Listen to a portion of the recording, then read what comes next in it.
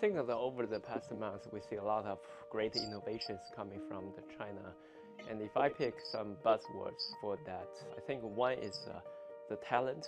So innovation cannot be sustained or developed without the talent. And second, I think, is the innovation. We know the innovation is the key, the driving factors for a lot of things we observed behind the DeepSeek, behind robotics, and other things. So I think those two keywords are related.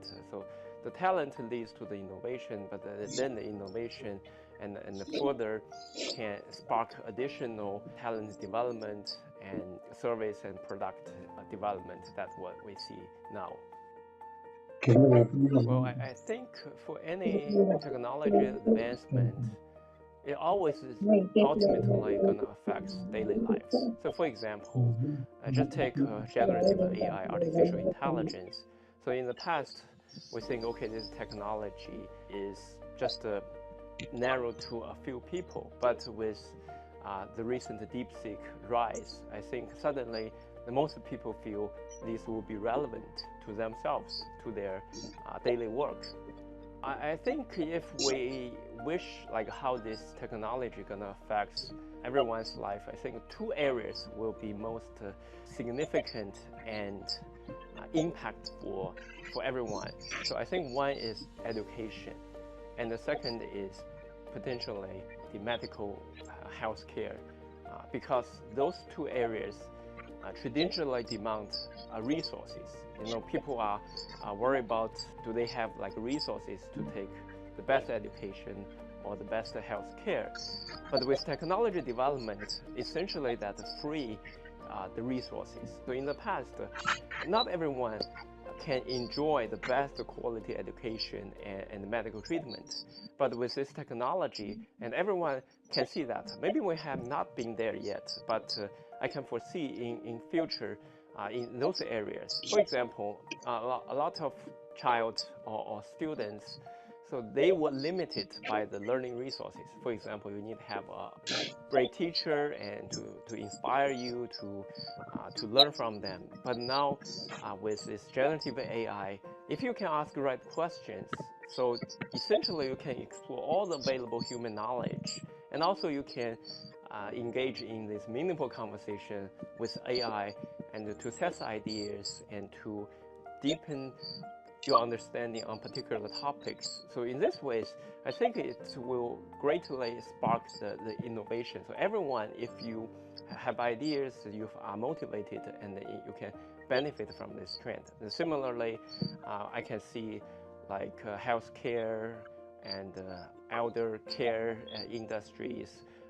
Essentially, the areas will consume a lot of resources. It's high cost and expensive, but now the cost and the resources can be accessed by nearly everyone. So I think that will promote a great equality at the society levels. I think the recent technology development particularly will be served to ordinary business or smaller business. I think if you look at the statistics, that so the small business actually provide the most employment opportunities and is a majority at the society level. But I think technology development, particularly generative AI, will benefit them more than the big companies. With the key reason is that this kind of technology make them access to the cutting technology. Again, mentioned about the DeepSeek. So it's complete open source, right? If you can localize these DeepSeek models, and it won't cost a lot. So I think that the most business can afford. So the technology gave them the potential, but then the real strength or real competitive advantage comes from, can you identify the real needs? Can you identify the market?